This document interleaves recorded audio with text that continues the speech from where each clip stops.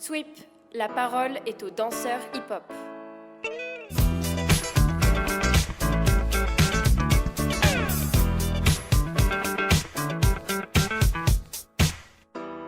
Yo yo yo Mehdi Baki, aka la moustache frissonnante du hip-hop, comment ça va?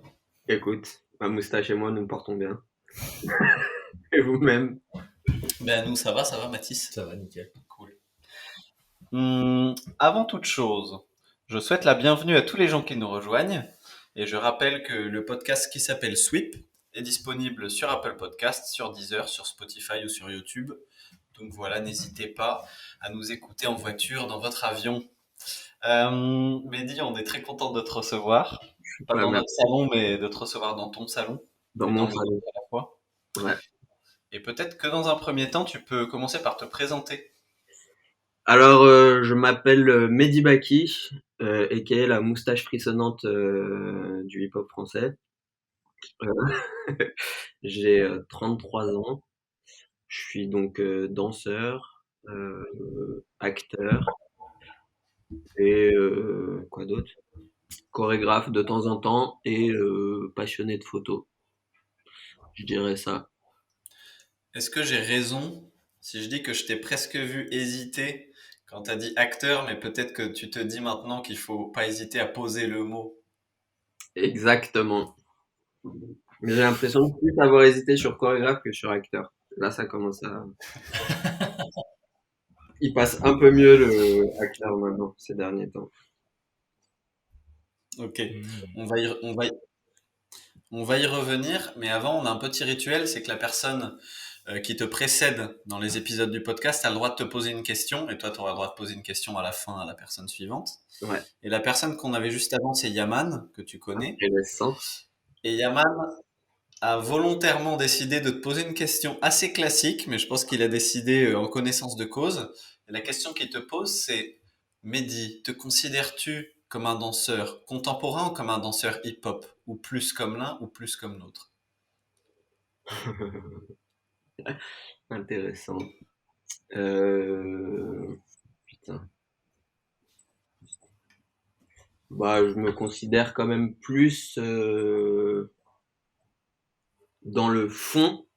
Je me considère plus comme un danseur hip-hop parce que c'est la culture dans laquelle j'ai grandi et à laquelle je reviens toujours et à laquelle je suis très attaché et dont j'ai le plus les codes.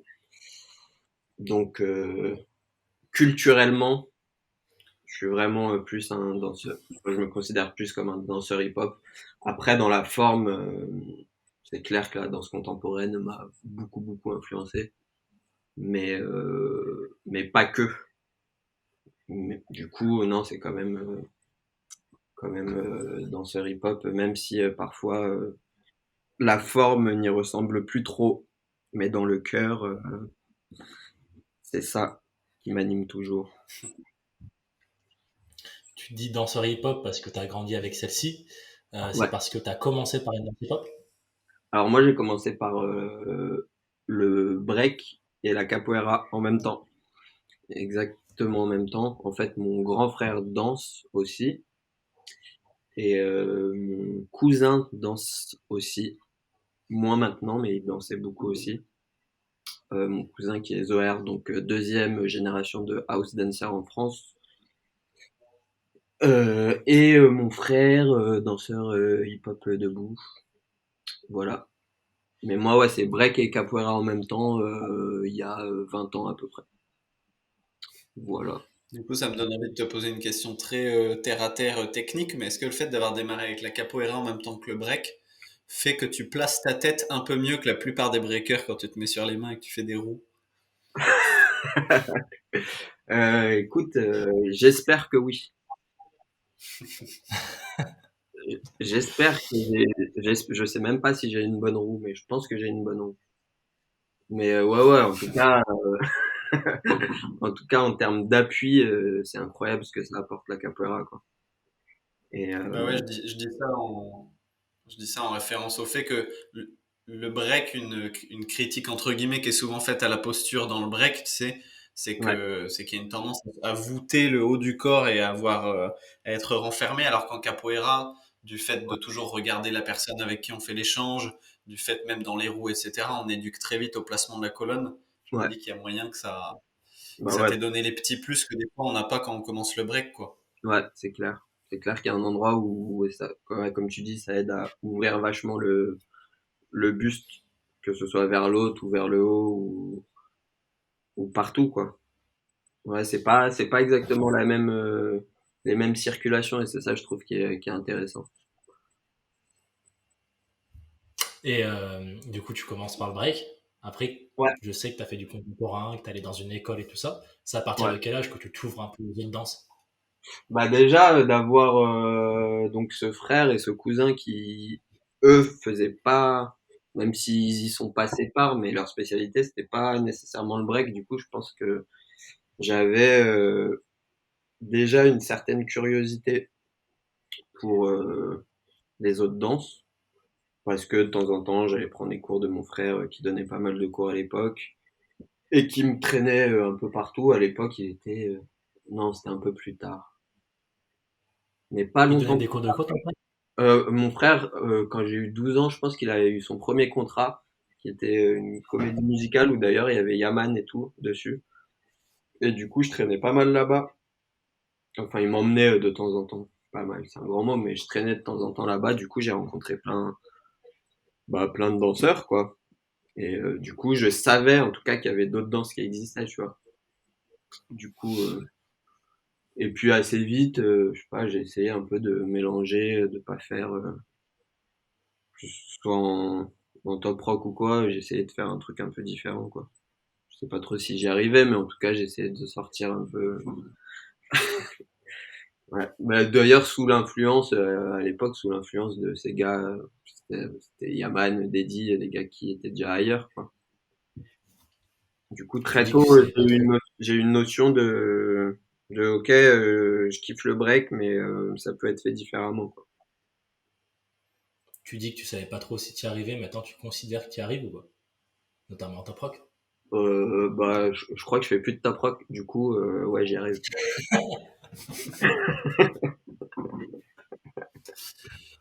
Pour continuer la sorte d'autobiographie qu'on retrace là, on a bien sûr regardé des sortes de petites interviews biographiques qu'on peut trouver, tu sais, sur Internet. Ouais. Et dans l'une d'elles, c'est écrit que tu as démarré le break vers 11-12 ans, mais que c'est qu'à 15-16 ans que tu t'es dit que vraiment c'était le break, quoi. Est-ce qu'il s'est passé un événement particulier pour que ça passe du loisir à la passion, ou c'est juste de fil en aiguille que Ah putain, je me rappelle pas avoir dit ça, mais c'est les journalistes qui disent euh, n'importe quoi? ouais. Euh,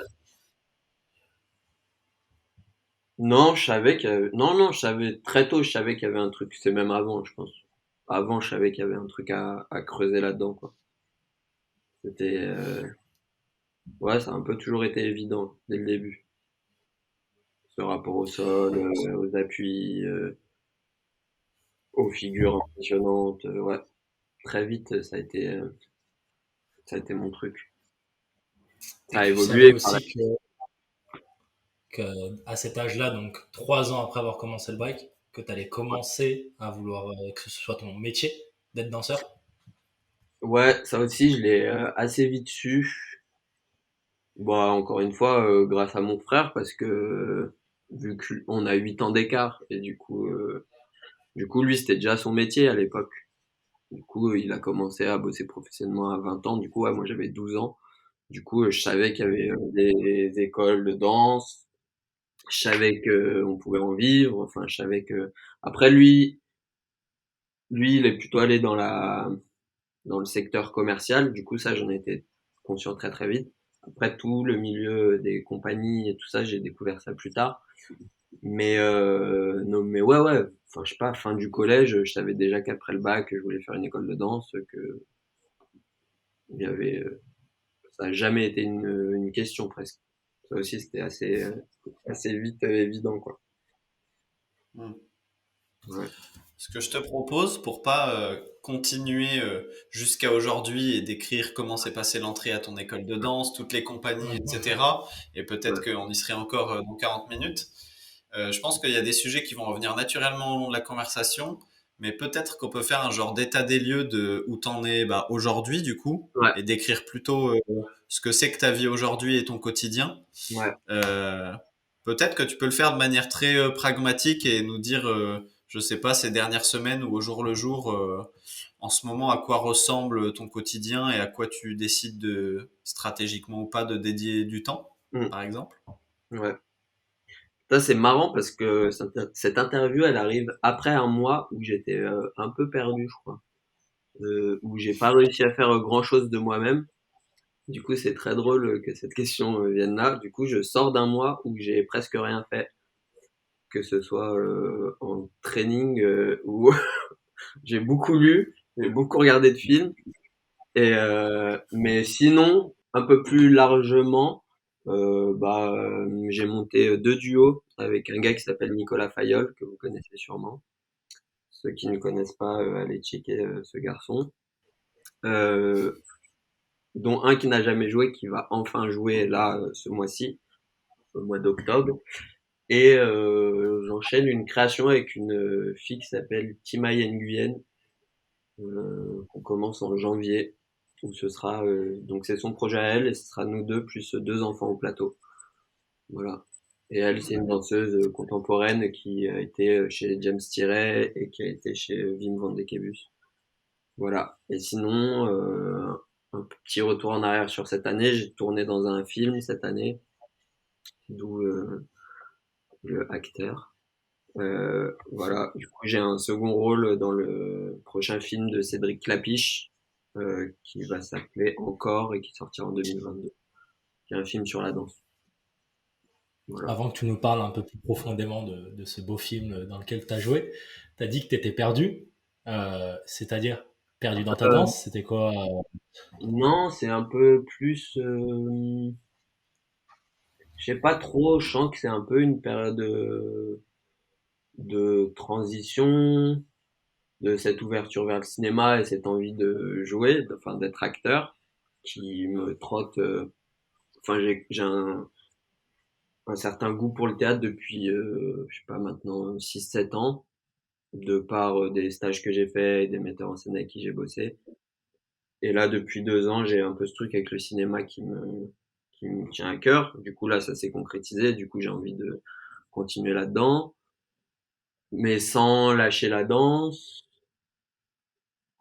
Mais en même temps, il y a pas mal de choses que je veux plus faire en danse parce que 15 ans de carrière, enfin, on commence à faire le tri, à être peut-être plus exigeant et affirmer ce qu'on veut. Du coup, ouais, et là, j'étais dans une période où j'avais pas forcément de travail et où de moi-même, j'arrivais pas à me mettre en route, quoi. Comme si, sans perturbateur dans le bon sens du terme extérieur, c'est comme si moi, je venais de passer un mois où de moi-même, je sais pas, j'arrivais pas je faisais mes petits workouts et mes petits trucs, tu vois, mais, euh, mais j'arrivais pas à entreprendre quoi que ce soit. Bon, j'ai accepté, hein. Puis même pour revenir sur ce mois-ci, est-ce que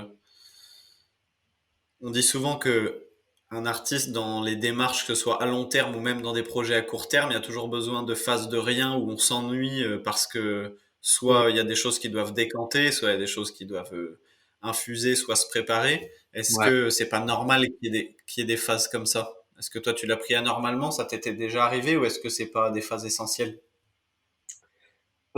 Si, je pense que c'est des phases essentielles et après il y a un truc aussi d'ego, je pense, où parfois on se sent un peu touché de quand on a accompli un peu des rêves ou des gros projets ou des trucs comme ça, on aimerait que tout s'enchaîne et que tout décante direct et ça se passe pas forcément comme ça. Du coup, c'est aussi des choses à accepter ok, je peux vivre des expériences incroyables sur des gros projets qui me tiennent à cœur et ça peut ne pas s'enchaîner et ouais, je pense que c'est hyper sain, mais en même temps, il y a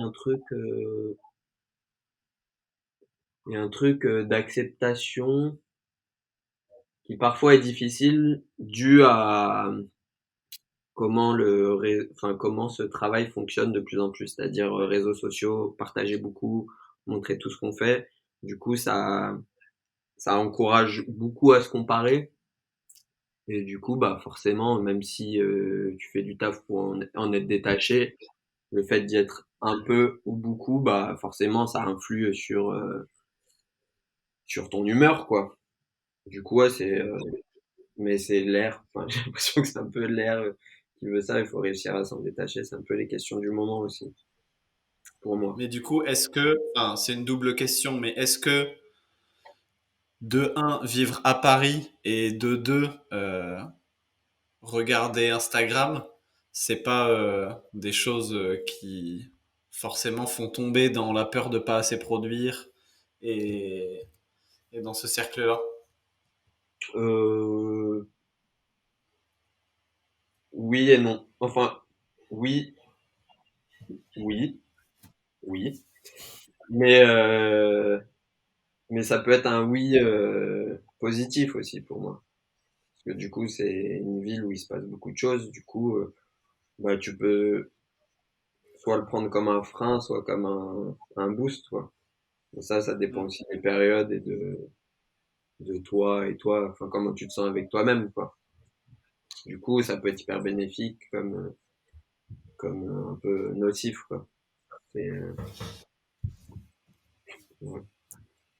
Je sais pas si tu vas être d'accord, mais je trouve que un truc qu'on nous apprend pas assez en école de danse ou dont on parle même pas assez entre danseurs ou c'est c'est comment agencer cette drôle de vie qu'on a pour qu'elle soit en accord avec toutes les valeurs qu'on aimerait porter dans sa vie ou défendre.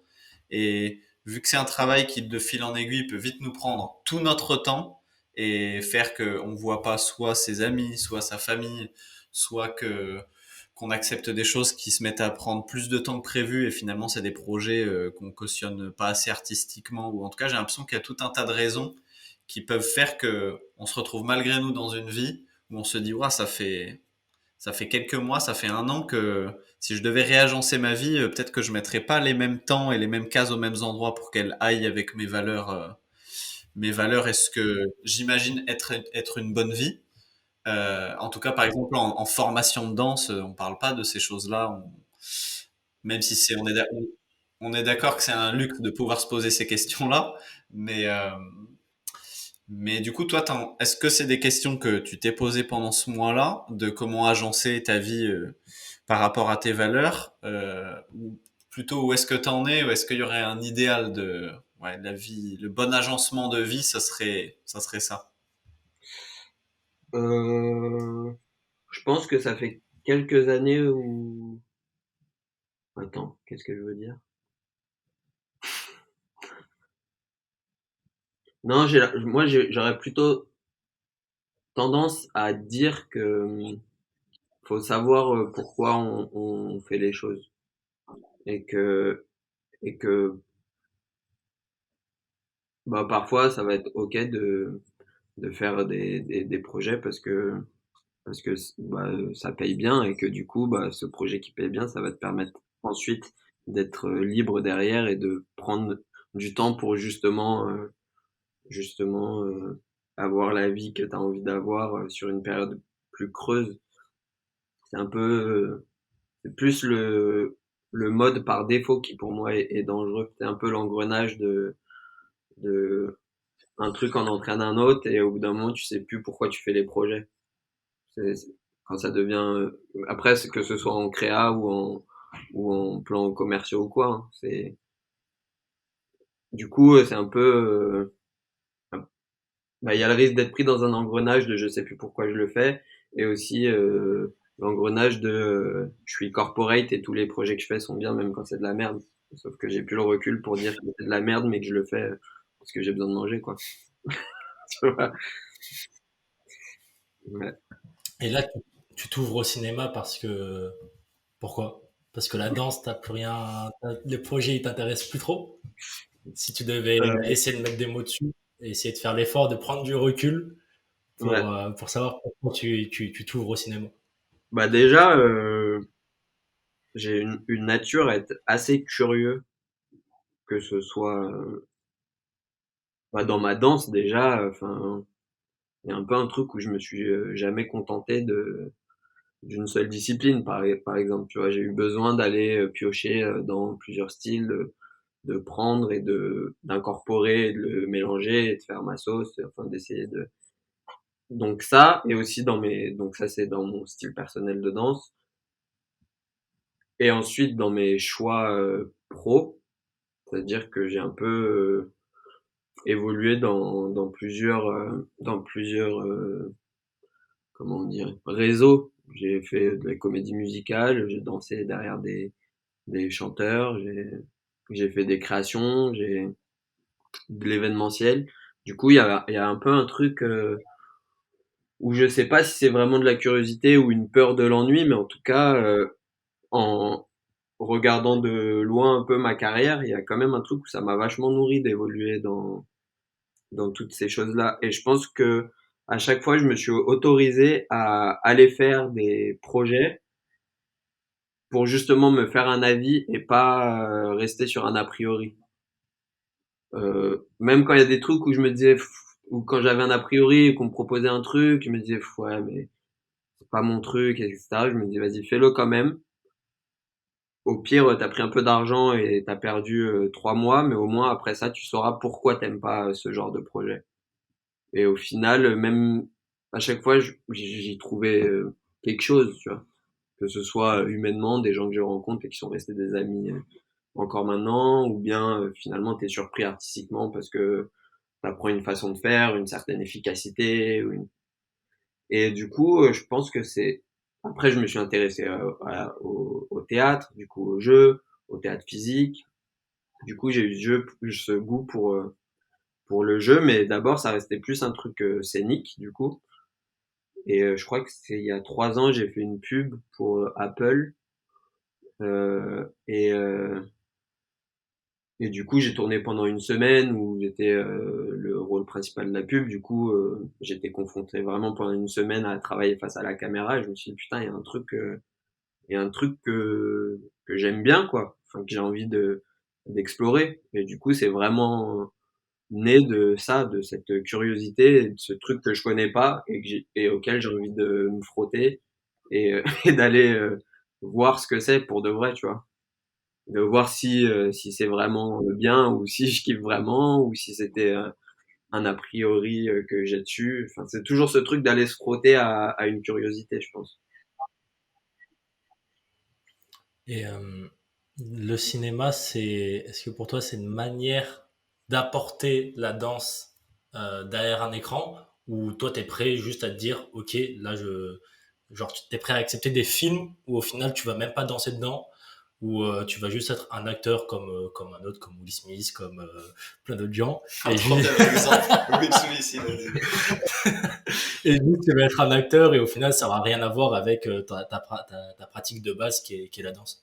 Ouais. Bah, à la base, quand moi je rêvais de cinéma avant d'être pris sur ce film, je me disais jamais je ferais de film de danse parce que je sais pas, ça m'intéressait pas. Après, le projet de Cédric Lapiche était tellement cool et lui c'est tellement un vrai gars et un bon gars et quelqu'un qui s'intéresse vraiment que bah ouais, enfin j'y suis allé, mais ouais, non, moi dans mon idée c'est pas faire de danse au cinéma, mais c'est ce qui me questionne, c'est comment me servir de cette physicalité, de cette connaissance du corps que j'ai acquise en 20 ans, comment réussir à la mettre au service de films. Je sais pas si j'y arriverai, je sais pas si on va me proposer des trucs comme ça.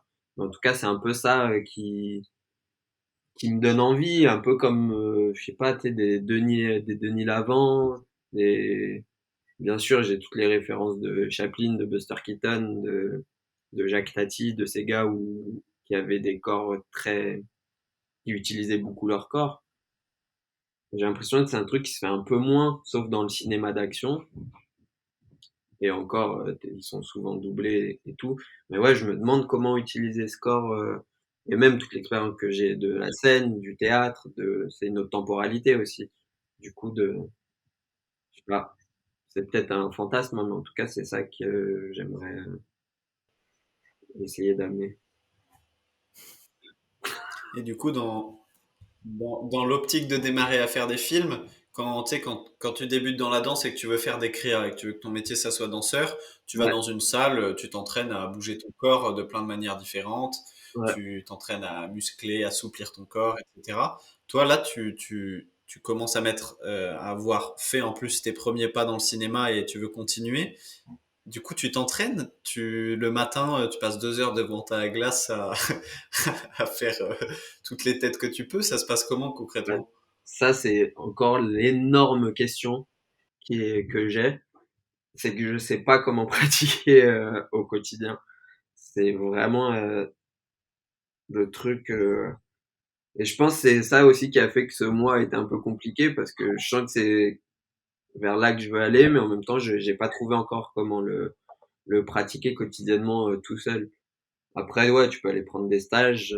J'avais fait aussi un stage de 3 mois d'acting, mais c'est clair que tout seul, il y a un peu un truc où, je sais pas, c'est un peu mystérieux. Mais je pense que je vais trouver, hein, mais en fait, il y a aussi un gros taf d'imagination, d'observation, d'observer les gens, de leur imaginer des vies. Je pense que ça aide à, quand toi t'as un personnage à incarner, à lui créer toute une vie, à vraiment. Mais ouais, c'est assez mystérieux, quoi. Et j'ai mon ostéo il y a pas longtemps, je lui en parlais et il me disait, bah ouais, mais toute ta vie, t'as dû faire dans ton métier de danseur, et là, maintenant, tu dois être. Voilà. Du coup, il y a un peu un truc d'apprendre à juste être, quoi. Je sais pas comment faire encore, mais j'essaie de m'entraîner. Hmm.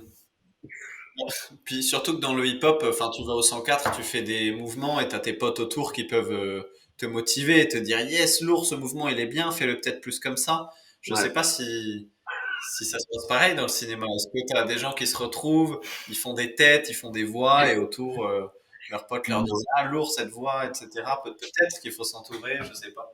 non, mais après là, j'ai peut-être un plan pour prendre genre un cours par semaine. Du coup, trouver un cours assez régulier pour t'entraîner. Ouais, en fait, c'est que de la disponibilité émotionnelle, quoi. L'acting, j'ai l'impression. Du coup, mais c'est ça qui est aussi perturbant venant de la danse, c'est que t'as pas de recherche de performance visible, quoi. Tu vois ce que je veux dire? T'as pas à montrer quelque chose. Enfin, en tout cas, si t'essaies de montrer, bah, c'est pas naturel, quoi. Enfin, tu vois, ça sonnera faux. Du coup, c'est un peu tout l'inverse de chercher l'effet waouh dans un passage, quoi. Ouais. Je fais un grand pont en arrière avec le changement qui s'est fait à un moment donné dans ta danse quand tu as découvert le théâtre physique, on va dire, pour peut-être essayer de poser des mots dessus. Euh, Toujours pareil, dans une interview, je voyais que tu avais découvert le théâtre physique en voyant le solo de La Chaise de James Thierry, entre autres. Euh, hmm. Déjà, vu que j'aimerais qu'on en parle un petit peu, est-ce que pour essayer de poser des mots dessus, pour des gens qui savent pas du tout de quoi on parle quand on dit théâtre physique, qui serait peut-être le pont entre la danse et le théâtre. Toi, ça serait quoi les mots que tu poserais dessus? À partir de quand c'est plus juste de la danse en fait? C'est à partir du moment où il y a une situation concrète, je dirais.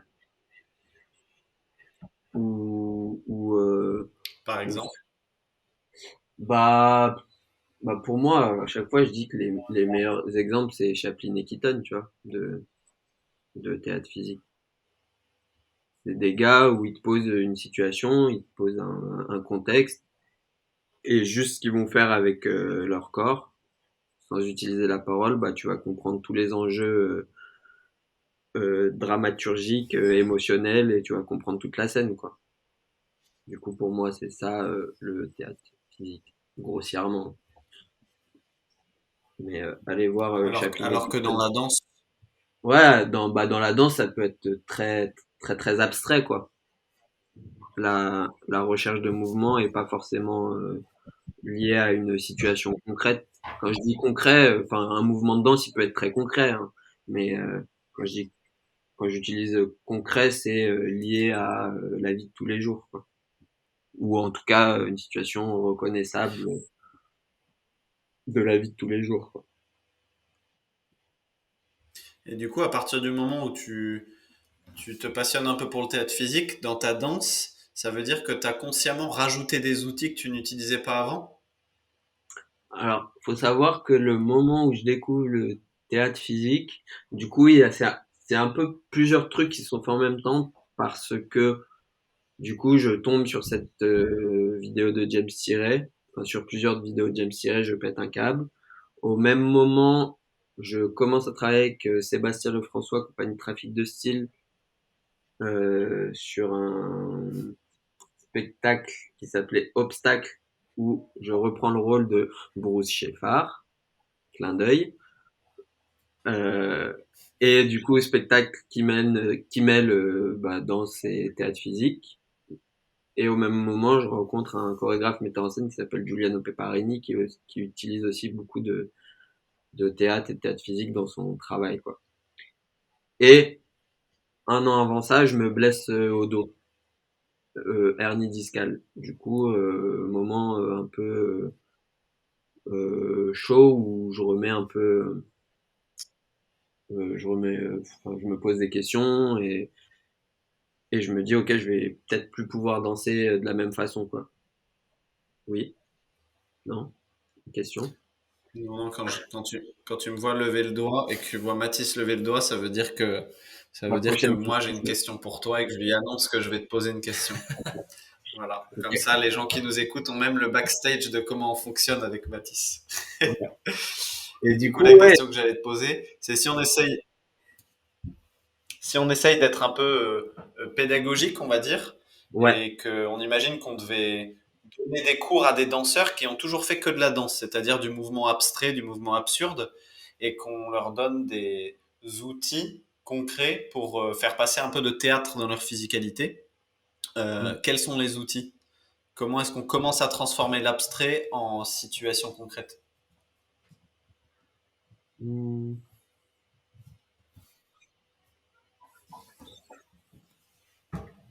Bah, je dirais que un des chemins, ça peut être s'inspirer vraiment de mouvements concrets ou de tous les jours. Et déjà, juste changer le rythme, changer la vitesse, changer les dynamiques. Bah déjà, ça devient de la danse en fait. N'importe quel mouvement, tu lui donnes un rythme, tu le répètes, tu lui changes un rythme, tu le nuances.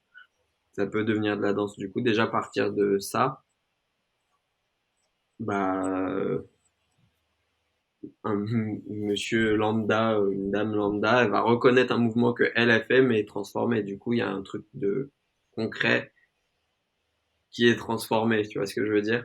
Et du coup, là, il commence à y avoir un peu Mhm. la danse et le théâtre qui se frottent, quoi.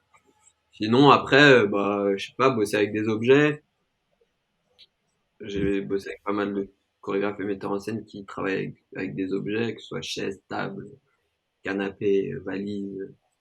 C'est plein d'outils, c'est des objets que tout le monde connaît, et du coup, bah, de travailler avec et essayer de les détourner, ça, de, ça emmène un autre imaginaire, quoi. Le fait de vouloir mettre du concret, du quotidien, toi, Ouais. ça te vient parce qu'à un moment donné, tu as l'impression qu'avec la danse, tu t'arrives pas à dire des choses assez précises aux gens. Enfin, est-ce que ça vient d'une frustration d'une certaine manière de se dire la danse c'est trop abstrait, j'ai besoin de parler aux gens, j'ai besoin de me faire comprendre d'une manière précise, et donc j'ajoute ces outils-là. Euh, non, je crois pas. Je pense pas que ça vienne contre quelque chose. Ça vient en plus, quoi. C'est comme, euh, c'est comme un nouvel outil ou une nouvelle façon de faire ou, je sais pas, une nouvelle langue que t'apprends, quoi. Tu vois. Demain, si tu veux apprendre l'espagnol, tu vas pas dire putain le français c'est de la merde, tu peux pas parler à tout le monde. Non, tu rajoutes l'espagnol et quand tu as besoin d'utiliser l'espagnol, bah, tu parles espagnol, quoi. Moi, je le prends vraiment comme des outils que j'utilise quand j'en ai besoin. Après, c'est pas parce que j'ai ce goût pour le théâtre physique ou pour des trucs plus concrets ou qui font appel à un autre imaginaire que je mets de côté juste la danse dans sa forme abstraite ou dans sa forme très performative ou quoi. C'est des trucs qui s'additionnent pour moi. Tu vois ce que je veux dire, c'est que même si c'est pas contre, Ouais, quelqu'un qui est en train de danser, à partir du moment où il va mettre du quotidien, ouais, quelque part ça, quelque part ça le transforme en humain. Donc, enfin, ce ouais, que je veux dire, c'est que quelque part, c'est pas que ça va contre l'abstrait, mais quelque part, d'un coup, on se dit, ok, c'est plus quelqu'un d'abstrait, il vient de faire quelque chose qu'on a reconnu comme étant ouais, quelque chose de quotidien. ouais, Euh, donc, ça veut quand même dire d'une certaine manière accepter qu'on dit au revoir à une part de l'abstraction, tu vois, ouais, qui, qui pour certains ont envie de garder la danse abstraite, par exemple. ouais, Euh, et qu'à partir du moment où tu mets du quotidien, bon bah tu dis au revoir à une part de l'abstraction, parce que les gens se disent ah c'est on reconnaît, c'est quelqu'un de ouais, la vie de tous les jours. Donc ouais. même si c'est pas contre, est-ce que t'as pas l'impression quand même que ça vient en Après là, opposition, tu vois, mais ça vient. ouais, après là, on a beaucoup parlé de, du côté quotidien que le théâtre physique peut apporter, mais pour moi, c'est pas que ça aussi. C'est peut-être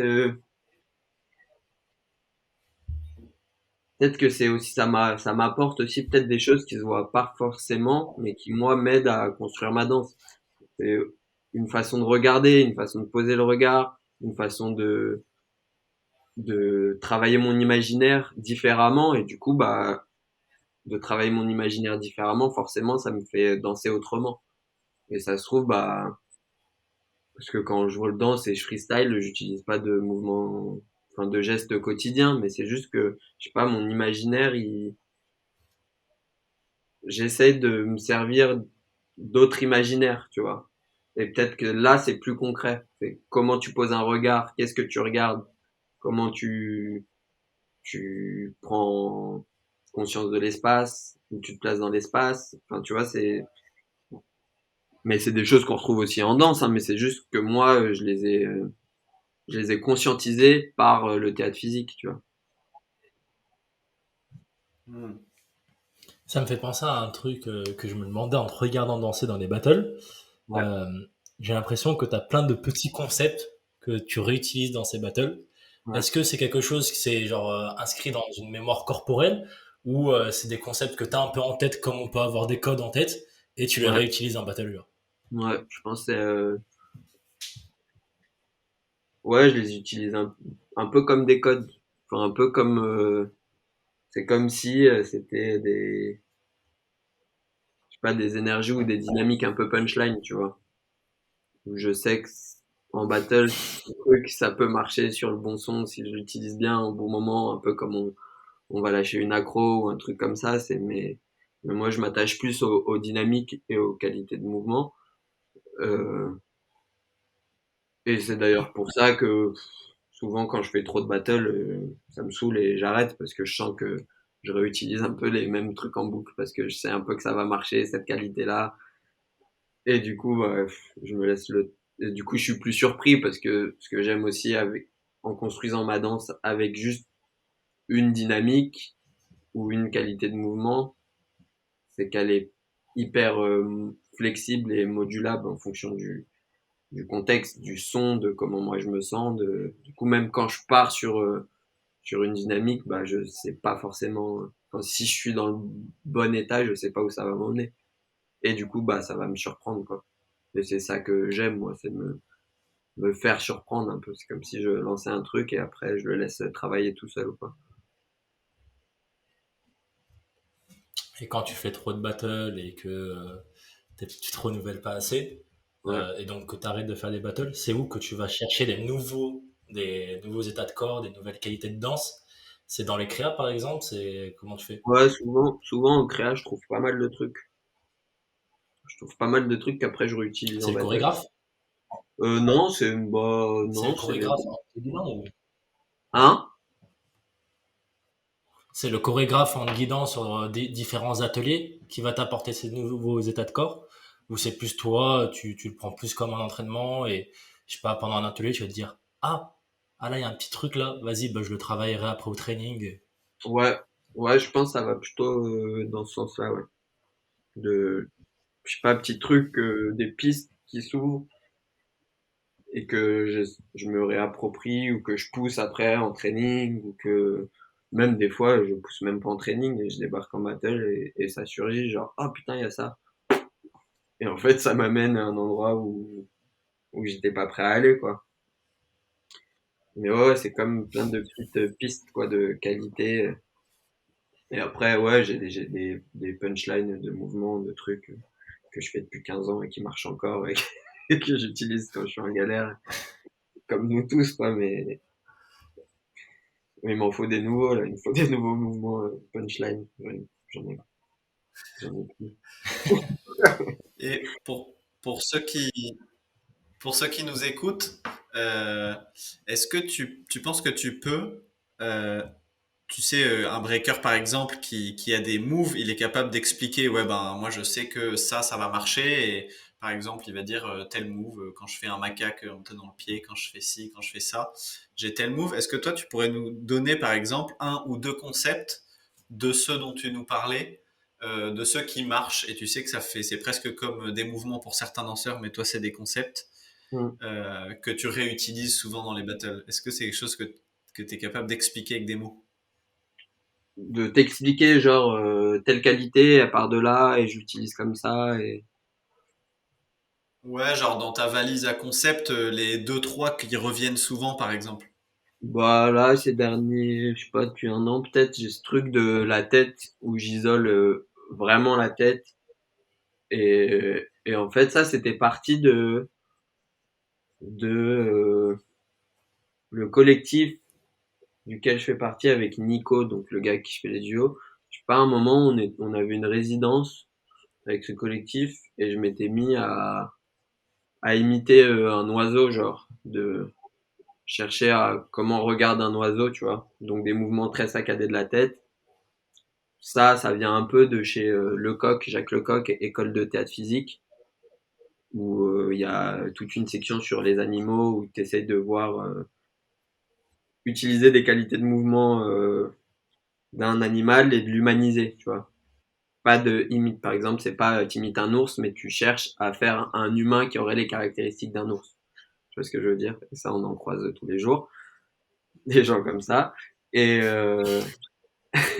et du coup, ouais, il y avait ce truc de la tête qu'ensuite on a un peu utilisé dans notre duo. À un moment, on a une partie où on a vraiment des têtes très saccadées qui regardent un peu partout. Et ça, je l'ai poussé et je l'ai développé et je me suis mis à l'utiliser en battle. Et du coup, bah, vu que c'est pas écrit et que je pars que d'une qualité, du coup, en fonction du son et de la rythmique du son, bah, cette qualité, elle va évoluer, elle va, ouais, elle va marcher différemment, ou bien elle va descendre dans le corps, ou bien je vais descendre au sol, remonter, la reprendre, lâcher une accro en plein milieu, comme ça contraste avec ça. Parce que j'utilise aussi beaucoup les contrastes dans ma danse, les contrastes d'énergie et de niveau. Du coup, ouais, c'est, bah, tu pars d'un truc et comme je disais, ça, je sais que cette qualité, elle marche potentiellement si elle est sur le bon son et que j'arrive à jouer bien avec les nuances d'énergie, de rythme, si le son m'emmène quelque part. Et après, comment moi je la nuance avec un mouvement plus acrobatique ou une descente au sol ou un truc. Et parfois, ouais, j'ai ça, ouais, j'ai un peu cet enchaînement-là, là, de cette qualité qui peut être contrastée avec une accro. Là, je sais que ça peut potentiellement marcher s'il y a le bon son, si j'arrive à être bien, moi, à lâcher un peu. Mais je sais pas, ouais, il y a aussi grave un truc de, c'est marrant parce que c'est aussi comme une disposition émotionnelle à avoir, tu vois. C'est, C'est-à-dire? bah, vu que c'est pas écrit, enfin tu vois, je sais pas, c'est pas comme tu taffes ton Thomas pendant des mois et tu sais que ton Thomas tu le maîtrises et que tu vas venir et tu rentres dans le cercle et tu lances ton Thomas. Il y a quand même, à moins que le sol y glisse ou que je sais pas, tu te blesses en lançant ton Thomas, il y a quand même un peu de chance que ton move y rentre pas. Tu vois ce que je veux dire? Techniquement, son corps, s'il est préparé pendant des mois et que tu t'entraînais tout le temps à le faire, là, j'ai découvert un peu que dans ces trucs de qualité, de lancer une qualité de mouvement ou une dynamique, ça va aussi. Le fait que ça marche, l'élément qui rentre en jeu, c'est aussi moi, ma disponibilité ou mon stress ou ma nervosité ou à quel point je suis OK pour plonger dedans sans savoir où ça allait. Tu vois, il y a un peu un endroit où il faut que tout ce truc de contrôle, faut pas que je l'ai, quoi. Tu vois ce que je veux dire? Du Ouais, coup, c'est, complètement. du coup, c'est assez intéressant parce que quand ça marche, il se passe des trucs de ouf, quoi. Mais il y a aussi des moments où j'y vais par défaut parce que je sais pas, je stresse ou que je sais pas quoi faire ou que le son m'inspire pas trop, mais je dis vas-y, j'essaye, ça se trouve ça va marcher et ça marche pas, tu vois. Du coup, je me sens beaucoup plus vulnérable à plein de trucs extérieurs, tu vois, et à moi, mon état du jour. Mais c'est hyper intéressant à explorer, quoi. Et est-ce que tu as des outils que tu es en train de travailler en ce moment pour te rendre disponible émotionnellement à tout moment pour pouvoir utiliser ces qualités de danse? Bah, je pense que le taf en acting, ça aide pas mal à ça, parce que je découvre que dans l'acting, il y a un truc où faut être, bah, si tu veux qu'une émotion sorte ou si tu veux justement en vivre une émotion ou ressentir quelque chose, il y a un truc où il faut que tu sois hyper détendu, quoi. Du coup, le stress et la peur, c'est un peu l'ennemi de l'acteur. Mais du coup, bah, je pense que ça va m'aider forcément là-dedans et vice versa. Je pense que tout ce que j'ai trouvé moi inconsciemment à force de faire ces qualités-là et de me lancer en battle avec comme ça, bah, je pense que ça va m'aider dans l'acting en quelque sorte pour. Enfin, tout est poreux quoi, tout communique, j'ai l'impression. T'as un souvenir à nous donner d'un battle où t'as vraiment réussi à te surprendre et à lâcher le contrôle bien plus qu'à d'autres?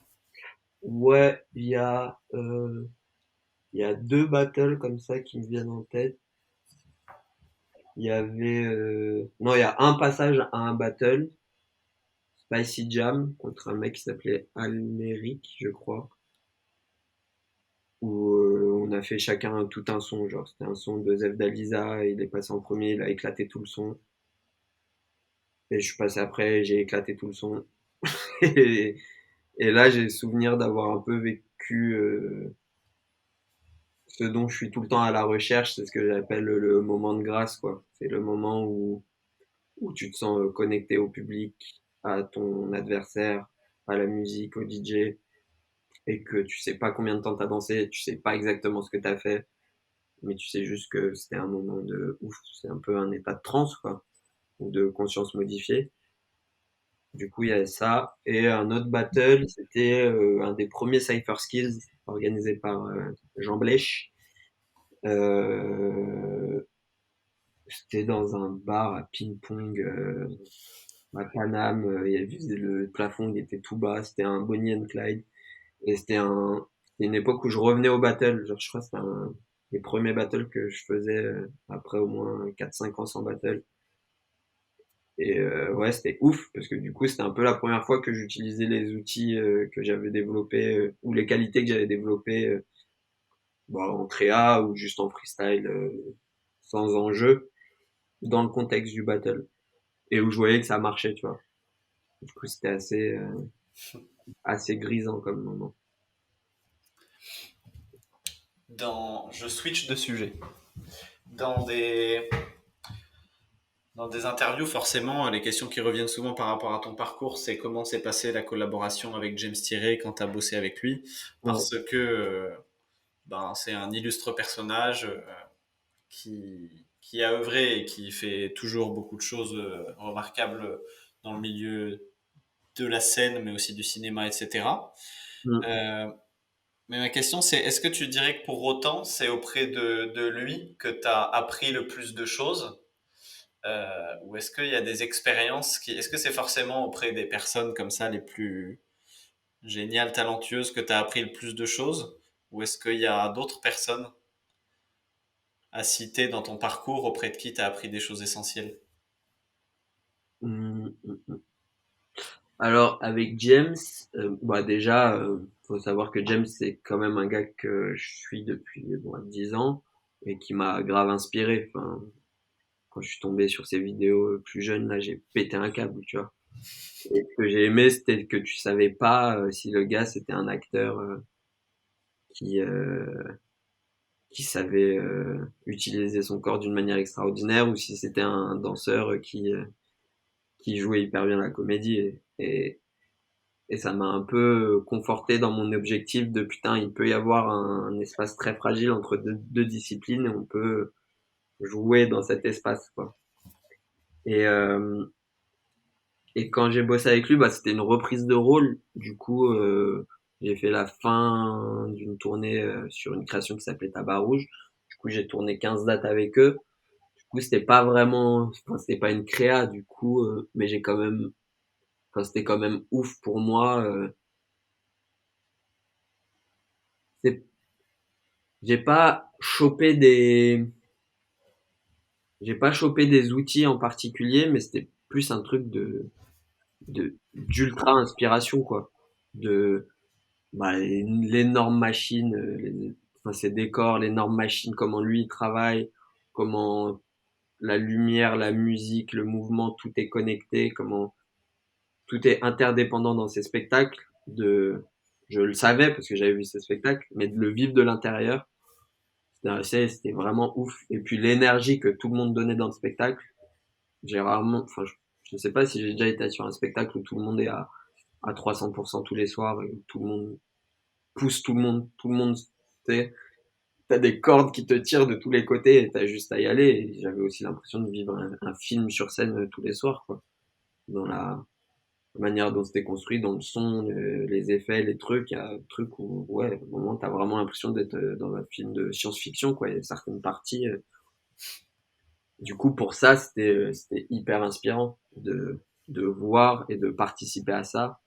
Et ça te donne un boost, quoi. De, ah ouais, ok. Il y a des gars qui travaillent comme ça, vraiment. Ok, c'est possible, quoi.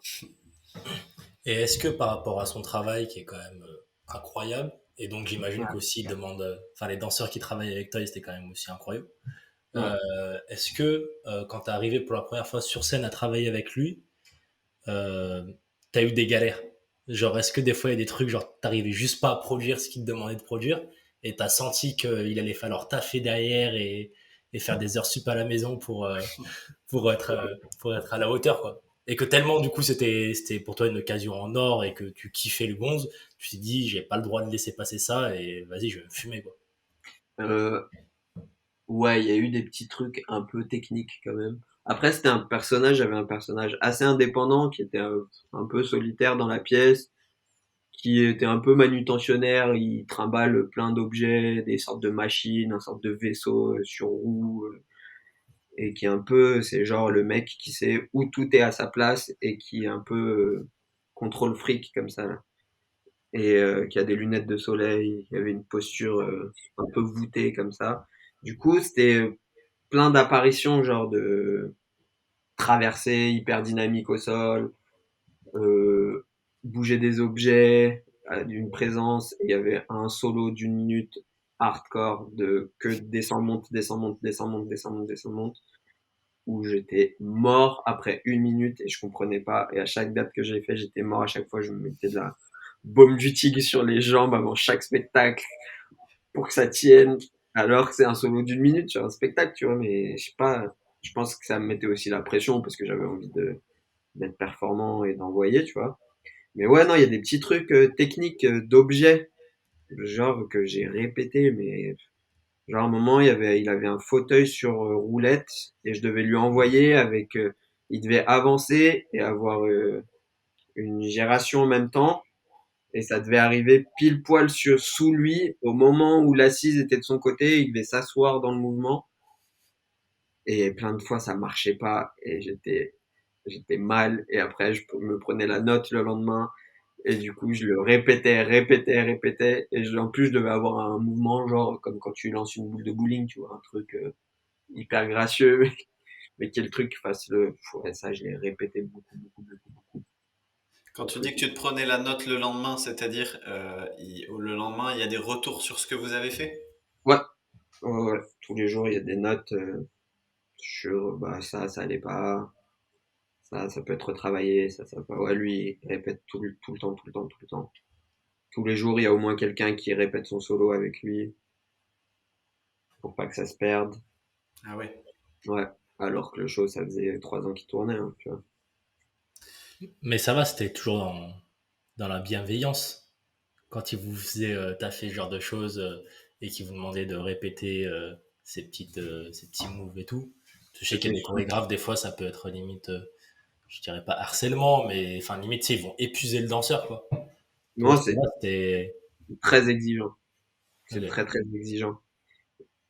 Et mais après, j'ai pas fait de créa avec lui, du coup, je sais pas vraiment comment il travaille en création, mais tu sens quand même que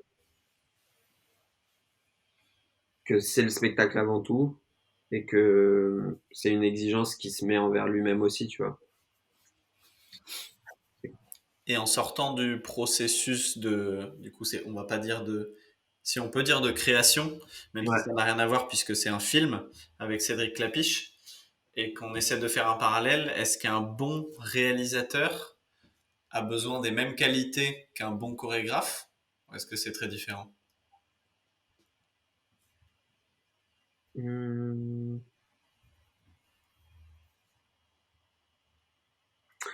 Bah, j'ai l'impression que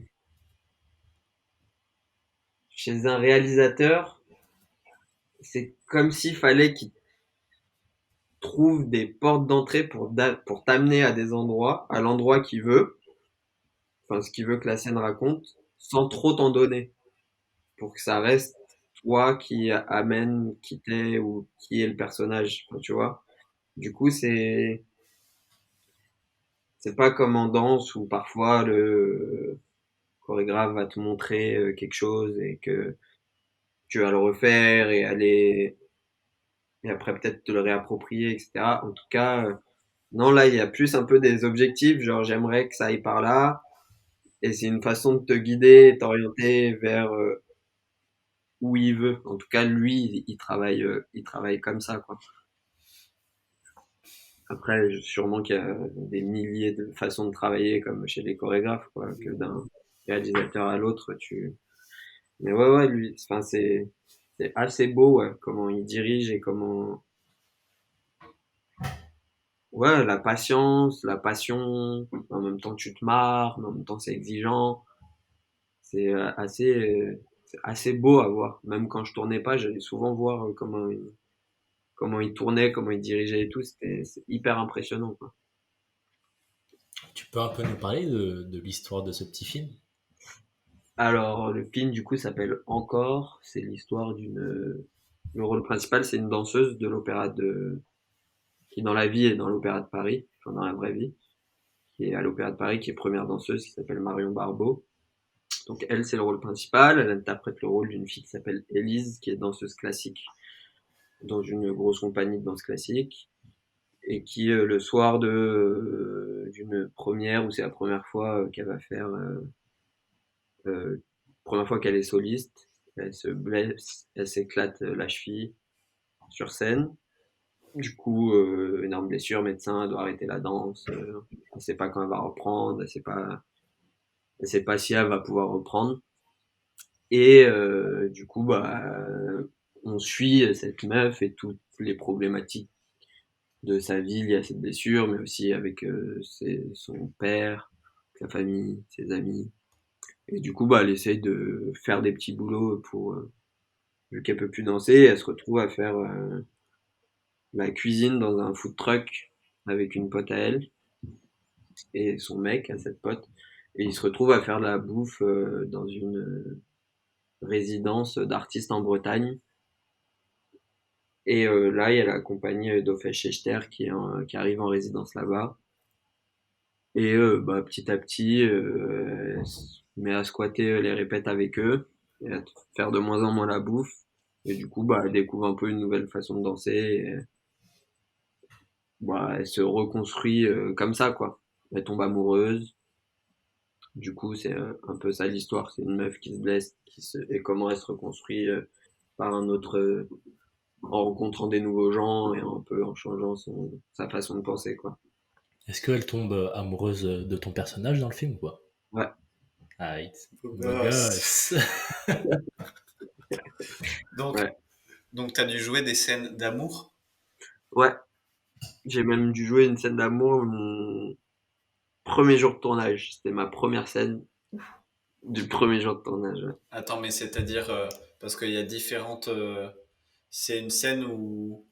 C'était une scène où on était dans un lit. D'accord. Ah ouais, quand même. Mm. Ouais. C'est-à-dire, est-ce que tu peux préciser? Euh, C'est le podcast qui devient bizarre.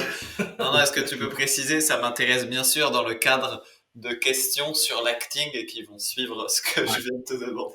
non, c'était une scène où genre ils viennent de faire l'amour pour la première fois et où du coup voilà donc ils viennent de finir de faire l'amour et ils se regardent tout amoureux et c'est reparti quoi, ils se réembrassent et c'est reparti et ça coupe là, tu vois. Ok. Et quand t'es arrivé le premier jour et qu'on te dit c'est la scène que tu vas tourner en premier, À la base, t'as eu ça un devait, petit. ça devait être une autre scène je savais que je tournais on savait qu'on tournait cette scène ce jour-là, mais on se tournait aussi une autre scène de dialogue, rien à voir. Et à la base, c'était la scène de dialogue en premier, et en fait, ils ont inversé les deux. Bah, je sais pas, t'y vas, hein. T'y vas, c'est ton taf, quoi. Enfin, tu sais que de toute façon, je sais pas, il y a un endroit où tu te dis bon bah ça sera fait, et voilà. Après ouais, c'est assez impressionnant quoi. Enfin, je sais pas, c'est après, c'était petite équipe, c'est équipe réduite. C'est c'est dans un sorte de camion van, là, tu vois. Enfin, van aménagé. Du coup, en même temps, c'était assez drôle parce qu'il y avait peu d'espace et du coup, il y avait nous deux, plus le chef opérateur avec son énorme caméra ou qui était là dans ce petit espace aussi avec le mec, le preneur de son. En même temps, il y a un truc hyper absurde, tu vois. Tu dois jouer une scène intime où t'es hyper amoureux et t'as un caméraman qui est accroupi comme ça dans le van avec son énorme caméra. Et du coup, c'est absurde, quoi. C'est vraiment absurde. Et au moment où tu dois tourner cette scène, tu repenses à des outils de jeu pour essayer de faire ça bien ou tu vas en mode allez, on va voir comment ça se passe. Je me jette. Non, bah, t'y vas, non, t'y vas. Après, en même temps, c'était marrant parce que il était hyper précis dans sa façon de nous placer, de placer nos corps dans l'espace, au moment où on se regardait, tu vois, et lui, il voulait qu'elle soit hyper précis, tu sais, sur les hauteurs, elle un peu plus, tu sais, appuyée sur un coude, donc un peu plus haut que moi, sur les mains où elle se posait. Du coup, au final, c'était vraiment comme un duo chorégraphié, sauf que bah tu t'embrasses parce que c'est la scène qui veut ça, mais dans la façon dont tu places ton corps et etc. C'était très précis et du coup très chorégraphié quoi. Ouais. Je crois qu'on s'approche de la fin de la conversation. Ouais. Euh, Tu vas faire quoi juste après là? Et bah juste après, figure-toi qu'à 19h30, on a la projection d'équipe du film. Oui. Trop bien, à Ouais, Paris du coup. ouais, à Paris. Et c'est la première fois où vous vous retrouvez tous après l'aventure du tournage. Ouais, Ah, trop bien. ouais, c'est ouf. Donc c'est le film fini, complètement fini. C'est ça qui va sortir en salle. On le voit ce soir. Tu sais quand est-ce qu'il sort? Petite promotion. Je crois que pour l'instant, c'est prévu pour fin mars. Ok, ah ouais. Ouais. Il y a un petit temps entre. Il y a un petit temps, bah, qui est fait exprès, dû tout le retard des sorties du Covid. Je pense qu'ils ont fait un peu exprès d'échelonner ça un peu plus tard. Parce que là, en soi, il est fini, du coup, il pourrait sortir là, mais je crois qu'ils ont fait exprès le temps que tout le embouteillage des sorties dû au Covid passe un peu, quoi. Ok. Voilà. Mehdi, la la personne qu'on reçoit juste après toi, c'est Bruce Giffard. Tu as le droit de lui poser une question ou bien de nous donner un thème à aborder avec lui.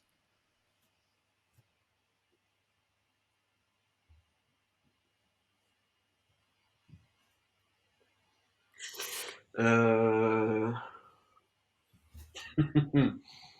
Attends. J'ai une question conne et peut-être une question sérieuse qui va venir après. La question conne, c'est ça va les bonsaïs?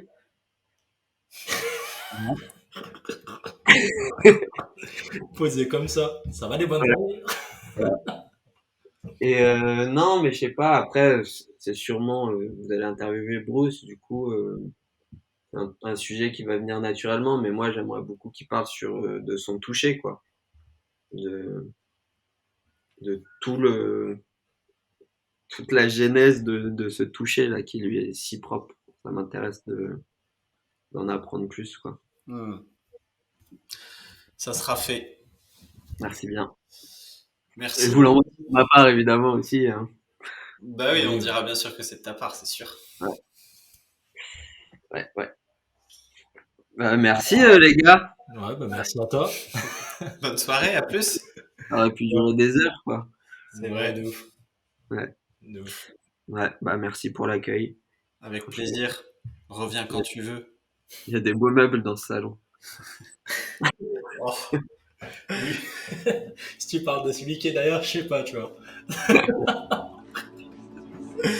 allez, à plus, ciao. Et bisous, les gars. Ciao.